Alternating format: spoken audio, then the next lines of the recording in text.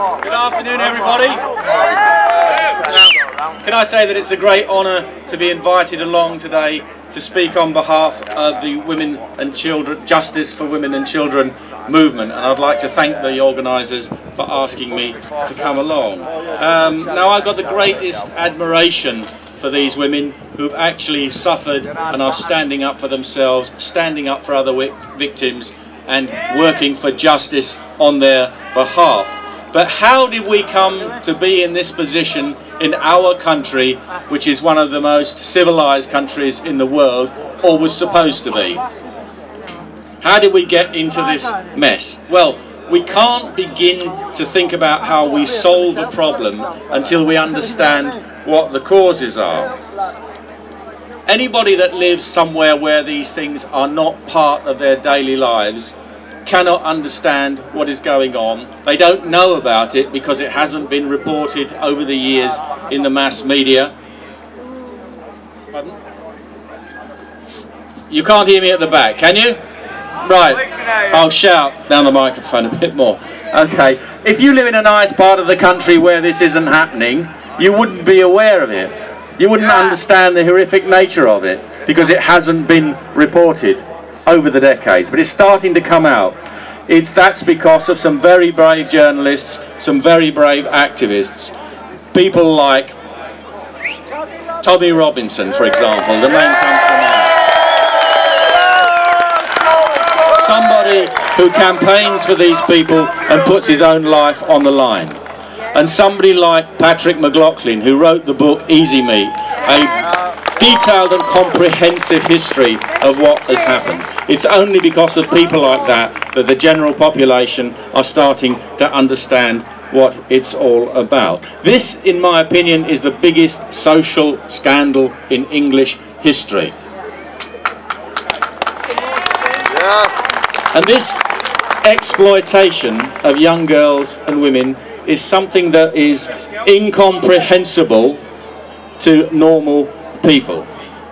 It's not even lust or paedophilia as such.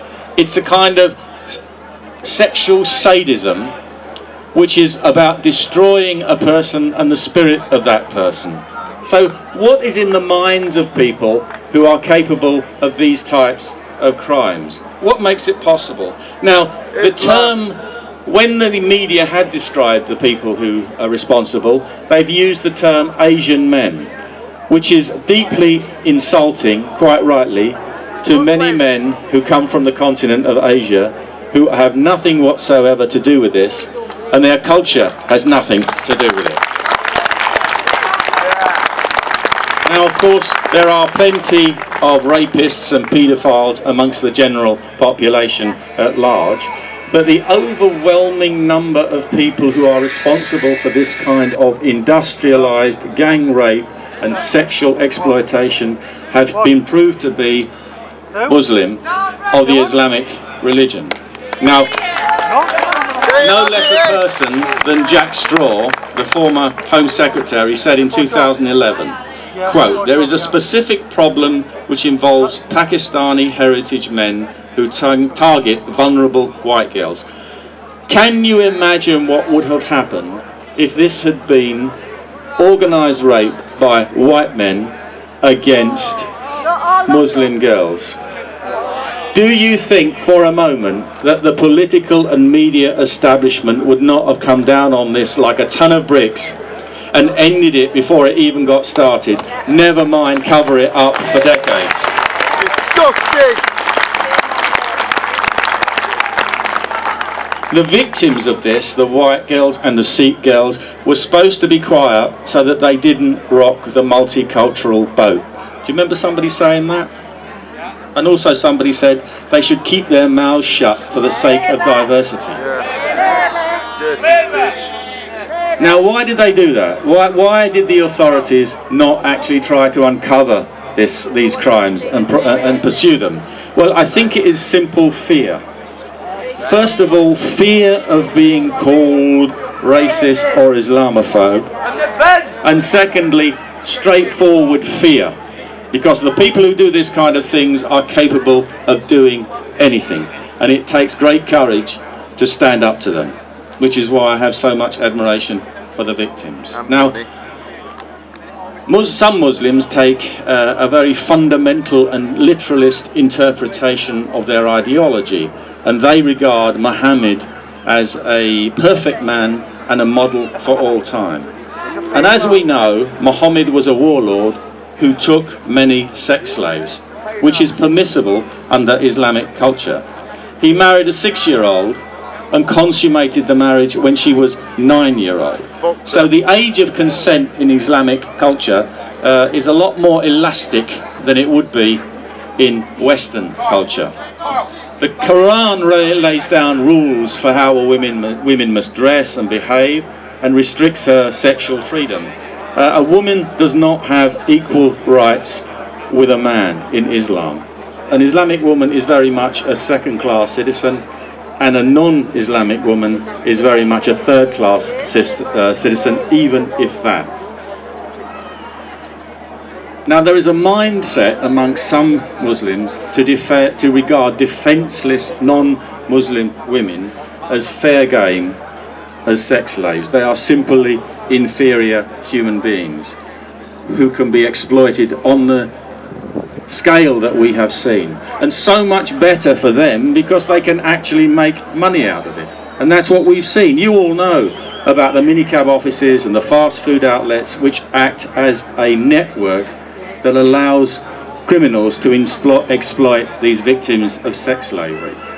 Now, sometimes when these cases have gone to court, there have been many convictions, but they just represent the tip of an iceberg about what is actually happening. And the details that have come out of those cases are truly sickening. And the communities that these people come from are also complicit, because they have not actually helped to bring these people to justice or to report on their fellow Muslims when they had the opportunity to do something about it. So what can we do about it? Well, this is what a government should do. It should give the police the resources that they need in money and manpower to allow them to pursue these cases and bring the criminals to justice. The criminals who are convicted should be given the strongest sentences possible in order to deter other criminals.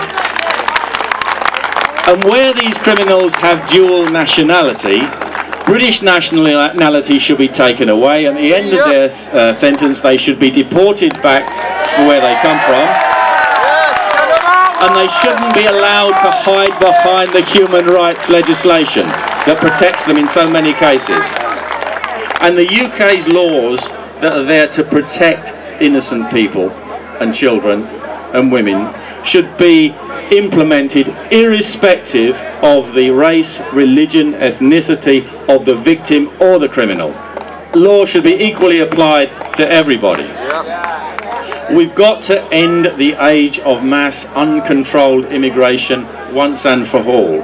The only hope of integrating the people that we've already got is to turn off the tap of millions more people flooding into the country.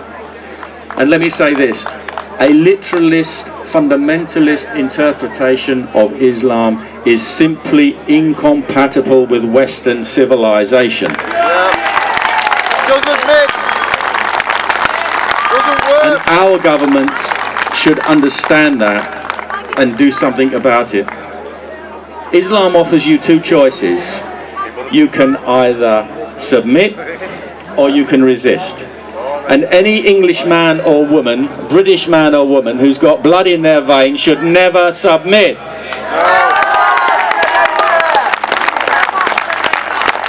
Now, the other thing that we should do, of course, is end the culture of political correctness where we are not allowed to say the truth.